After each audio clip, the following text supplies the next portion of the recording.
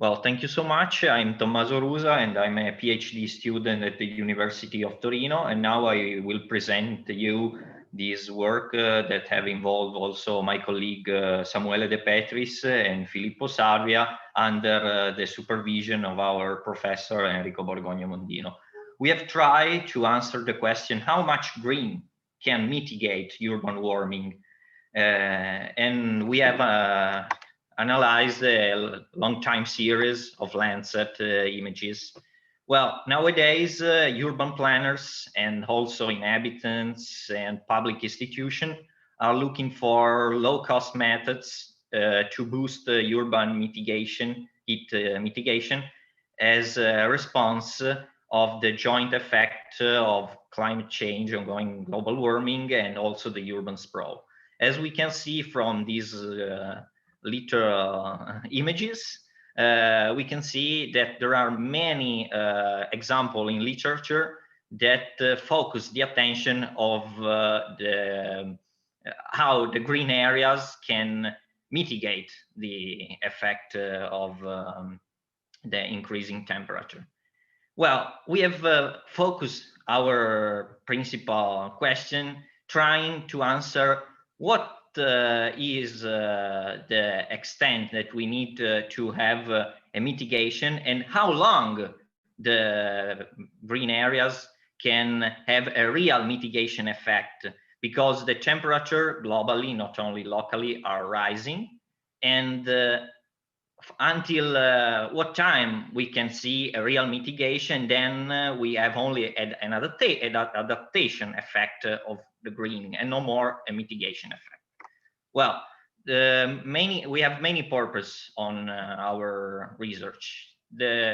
Principally these three: to demonstrate the new role of free Earth observation thermal data application in urban planning and management. The main core of our research was to develop a forecasting model of how much and until when, as I said before, urban greening will have a real mitigation effect, and then performing more than 30 LST trends analysis per each pixel of the area of interest that we have analyzed, and perform different statistics. I have to say only that the pixels were grouped into two macro classes, the green areas and the urban areas. And we have made for the developing of this model an assumption that the town, in particular the study area was the city of Turin, is a closed system in which green areas and urban areas are challenging each other for space. So this is a forcing that we have introduced in this model to try to give us an answer. And the green areas mitigation also have to maintain the land surface temperature at the actual level that we are observing, so the 2020 year. So in order to have no increase in temperature. The future purpose is to extend the study also to other Italian and European cities in order to give useful, hopefully, tools to the decision maker and not only in the technician. So as I said, the study area is the municipality of Turin. You can see here the border of the city. And I want to remark that the basic idea was to consider the municipality as a closed system. This is the principal aspect of our study. What is the workflow that we followed? The LST process, the land surface temperature, were processed in Google Earth Engine according the Hermida methods. So we have considered LST monthly composite covering the period between 1984 and 2020. The green areas and the built up areas were mapped using the Corine cover, the level 3. And then the analysis that we have performed on it was to calculate the LST trend per each pixel and performing a petit test using R in order to test the significance of each trend. Yeah, the LST were modeled by a first order polynomial, And then the gain and the offset were considered, where there is a significant trend.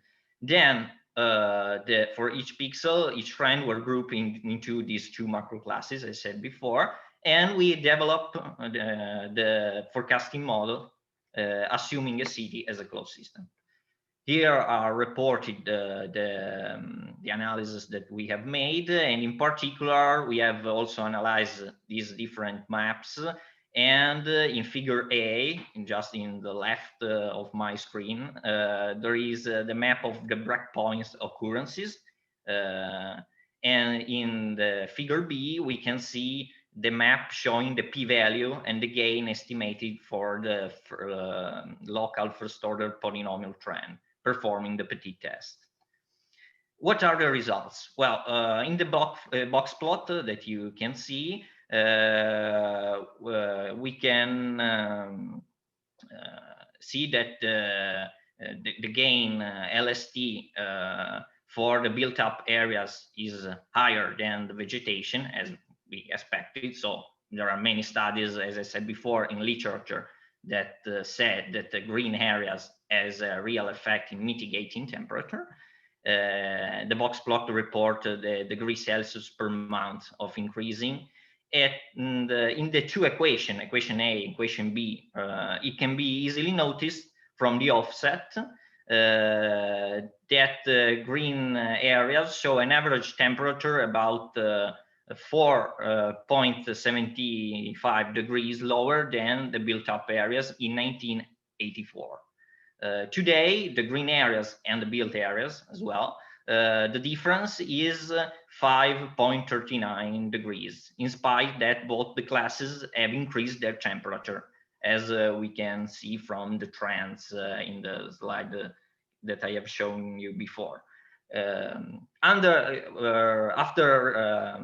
realizing these, modelizing, sorry, the trends, we try to develop an equation that give us answer about how, in which time and for how long the green areas has a real mitigation effect, and how much area has to be moved, converted to built-up areas has to be moved to green areas to observe a real mitigation. Well, we developed the equation reported in the upper part, the C, where the B0 and the G0 are the built-up areas and the green areas, respectively, at the reference time that I said you before in the study area, to maintain the temperature trend and not observing any increase. TB1 and TG, the expected temperature of built-up areas and green areas, respectively, is estimated by the classes related model of a corresponding LST trend. In the graph, we can see that in the future and gradually, the area of Turin have to be converted a great part in green areas in order to have a real mitigation effect. A simulation that assumes as a reference time 2021, assuming B0 as 8,336.5 hectare, about the 74%, and G as 2,921.3 hectare, about the 26% of the AOE, was run. The graph shows us the percentage of amount of area that the present build-up area has to be yearly converted to green area to compensate the average LST increase, about around 2%. So, and we can see in that this moving from a class to another have to start right now. From in the conclusion, we can see in this work that averagely, the LST is increasing for all the classes. The built up show a steeper increase than the green areas. A planning and development strategy based on moving the built up areas and to the green areas could somehow mitigate the average temperature increasing. The mitigation effect based on greenness improvement can be effective for a limited time until 2035. That depends on the potential area that actually can be programmed to move from built up areas to the green areas. The greenness strategy has no chance to solely face the future electricity increase due to global warming. So we can see that in spite of a well-known storytelling, greenness strategy is not only a limited solution for a limited time. We have also to consider other solutions. It's important for only for an adaptation, not only for a mitigation, as we can see from the model that we have developed. And also we have considered and imagined also that no more than 10-15% of the present built up can be converted to green areas, because it's tricky for the urban planners and to convert totally a part of a city in a new one, because there are many rules and also it's very expensive. As I said before, the space between two, how can I create houses, and the other, how to create green areas, are in competition as well. This means that if nothing will globally change, the year of 2026 could represent the moment where other intervention will have to program to face the problem of LSCT increase due to climate change. Thank you so much. If you have any question, I'm here.